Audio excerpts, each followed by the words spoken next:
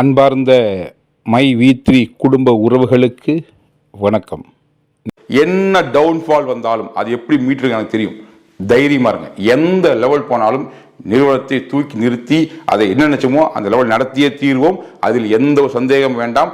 என்ன தடை வந்தாலும் அதை தாண்டி என்ன பண்ணுறதை யோசிப்பேன் ஒழிய விட்டுட்டு போறதுக்கு என்னன்னு யோசிக்கக்கூடிய ஆள் நான் கிடையாது. அதை உங்களுக்கு பலமுறை நிரூபிச்சுக்கிறேன். இதையும் செய்து காமிப்பேன். அதில் எந்த டவுன் வந்தாலும் எப்படி மீண்டு வர்றது, அதை எப்படி மாற்றி அமைக்கிறது, யாருமே பாதிக்காத மாதிரி எப்படி சரி பண்ணி கொண்டு போகிறது, இப்படி எல்லா ஆங்கிள்லையும் நான் யோசிச்சு வச்சுருக்கேன். ஸோ நம்ம எல்லாம் சேர்ந்து நம்ம நிறுவனத்தை ஏற்கனவே எப்படி நடத்தணுமோ, எப்படி சிறப்பாக கொண்டு வரணுமோ அதை விட மென்மேலும் சிறப்பாக கொண்டு வர நம்ம யோசிப்போம். ஸோ திரும்ப சொல்கிறேன், உங்களுடைய அன்புக்கு, உங்களுடைய அக்கறைக்கு எனக்கு என்னாச்சோ ஏதாச்சோ எப்படி இருக்காரோ இப்படி தவிச்சிங்க இல்லையா, அதுதாங்க என்னுடைய சொத்து. வேறு எதுவுமே சொத்து கிடையாது. இன்னைக்கு என் சொந்த வீட்டுக்காரி அது எங்கள் சொந்தக்காரங்கள்லாம் எந்த அளவுக்கு தவிச்சாங்களோ அதை விட அதிகமாக ஒரு தவிப்பை உங்ககிட்ட கமெண்ட்ஸில் பார்க்குறேன். நீங்கள் அடுத்தடுத்த விஷயம்லாம் அப்டேட் பண்ணியிருக்கீங்க, அதெல்லாம் கேள்விப்பட்டேன். இதை கேட்கும்போது சத்தியமாக சொல்கிறேன், இந்த ஒரு உணர்வுக்காக, இந்த ஒரு அக்கறைக்காக, இந்த ஒரு அன்புக்காகவே என் உயிருள்ள வரை இந்த பிஸ்னஸை நிலைநிறுத்தி டெவலப் பண்ணுறதுக்கு கடைசி வரை போராடுவேன். உங்கள் சக்தியோடு, இறை சக்தியோடு, இயற்கை சக்தியோடு நம்ம என்ன நினைச்சோமோ அதை கூட்ட அச்சீவ் பண்ணுவோம். ஏனென்றால் இது மக்களின் நிறுவனம், மக்கள் நிறுவனம், மக்களால் மிகச்சிறப்பாக நடத்தி காட்டி உலக சரித்திரத்தில் இந்த வியாபார சந்தையில் நாம் யாருங்கிறத நிச்சயம் போகிறோம். எத்தனை தடை வந்தாலும் சரி, யார் தடுத்தாலும் சரி, நம்முடைய வெற்றியை இந்த இடத்துல there is no compromise. கடந்த ஒரு வருஷமாக இந்த பிரச்சனைகளுக்குள்ளே சிக்கிட்டு நான் ஒரு பிஸ்னஸை காப்பாற்றணும் ஒரே காரணத்துக்காக அத்தனை சிரமங்களையும் தாங்கிட்டு ஒவ்வொரு முறையும் அதை தாண்டி பிஸ்னஸை கொண்டு போயிருக்கேன். ஆனால் இன்றைக்கி எலெக்ஷனெல்லாம் தாண்டி உள்ள பிஸ்னஸை நார்மல் பண்ணி எல்லாமே செட்டில் பண்ணி ஒவ்வொன்றா டெவலப் பண்ணலான்னு யோசிக்கும்போது என்னை யோசிக்க கூட விடாமல், என்னை செயல்பட கூட விடாமல் மாற்றி வழக்கு மேல் வழக்கு போட்டு எல்லா விதத்துலையுமே டிஸ்டர்ப் பண்ணிகிட்டே இருந்தால் இதற்கு என்ன தான் தீர்வு? எனக்கு என்னென்னா ஒரு பெரிய லெவலில் மன உளைச்சல் இருக்கேன். இன்றைக்கி என்னென்னா மக்கள் நம்ம கூட இருக்கிறாங்கங்கிற ஒரே ஒரு காரணத்துக்காக மட்டும்தான் என்னால் நிம்மதியாக இருக்க முடியாத ஒழிய மற்றபடி இன்றைக்கி செயல்பட ஒரு முயற்சி எடுக்கிற ஒவ்வொரு சமயத்தையும் தடையை ஏற்படுத்தி அதை டிஸ்டர்பன்ஸாகவே மாற்றிக்கிட்டு இருந்தால் இதுக்கு ஒரு தீர்வு எடுக்கணுங்கிறதான் இப்போ ஒரு காலத்தின் கட்டாயமாக இருக்குது. ஸோ அதனால் பல விதமாக நான் யோசிச்சுருக்கிறேன். ஏன்னா வழக்கு மேல் வழக்கு போட்டு ஒரு ஏபி நான் அப்ளை பண்ணியிருந்தேன், அதுவும் நீ கேன்சல் ஆகி போச்சு.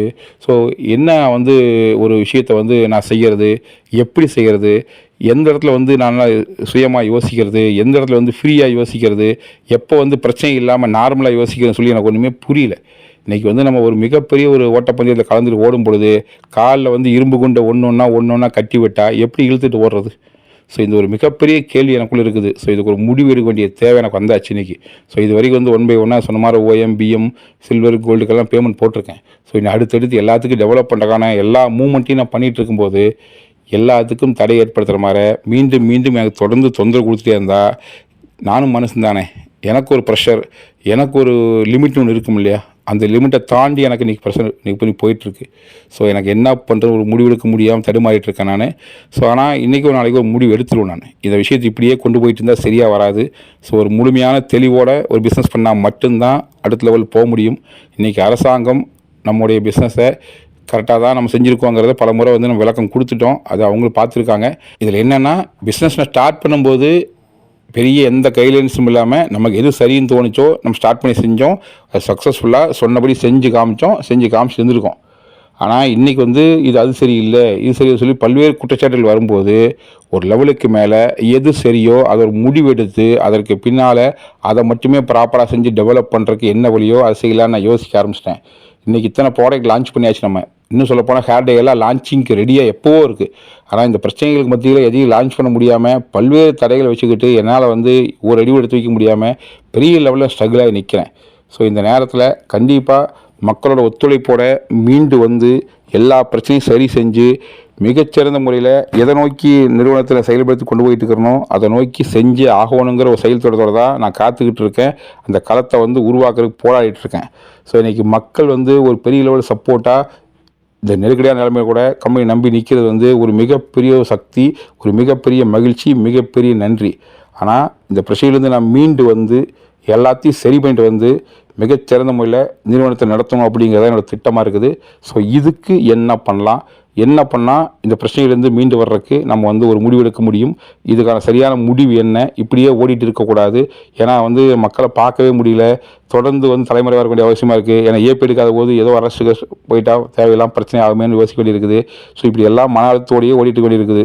ஸோ இந்த விஷயத்திலிருந்து விடுபடுறதுக்காகவும் இதுக்கு ஒரு நிரந்தர முடிவு எடுக்கிறதுக்காகவும் ஒரு சரியான பாதையில் நிறுவனத்தை கொண்டு போகிறதுக்காக சில விஷயங்களை செஞ்சு சில விஷயங்களை கிளியர் பண்ணிவிட்டு அதுக்கப்புறம் எல்லாத்தையும் பண்ணலாங்கிறதுக்காகவும் சில விஷயங்களை நான் யோசிச்சுக்கிறேன்.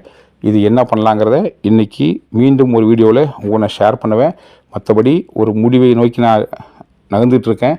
அது எதுவாக இருந்தாலும் அது நிச்சயம் மக்கள் நலன் சார்ந்தா இருக்கும். ஏன்னா இது ஓடி போகிற கம்பெனியில் நானும் ஓடி போகிற ஆள் கிடையாது. எதாக இருந்தாலும் நின்று ஃபேஸ் பண்ண நினைக்கிற ஒரு நிறுவனம், நின்று ஃபேஸ் பண்ணியிருக்கிற ஒரு நபராக உங்கள் முன்னால் இது நின்றுருக்கேன். இனிமேலும் அப்படி தான் நிற்பேனே ஒழிய எந்த ஒரு சூழ்நிலையுமே நான் ஓடி போகிறது கிடையாது. அதுக்கு ஆன ஆள் நான் கிடையாது. ஸோ நிச்சயமாக ஒரு சரியான முடிவெடுத்து இந்த பிரச்சனையிலேருந்து முழுமையாக மீண்டும் நம் நிறுவனத்தை எந்த லெவலில் கொண்டு போகணுமோ அந்த லெவலில் கொண்டு போகிறதுக்கு நான் தயாராகிட்டுருக்கேன். நிச்சயமாக மக்கள் சக்தியின் துணை கொண்டு இந்த இவ்வளவு நம்பிக்கை இருக்கிற மக்களுடைய ஆதரவு கொண்டு நிச்சயமாக நான் நினச்சதை நான் செஞ்சு முடிப்பேன். நன்றி, வணக்கம்.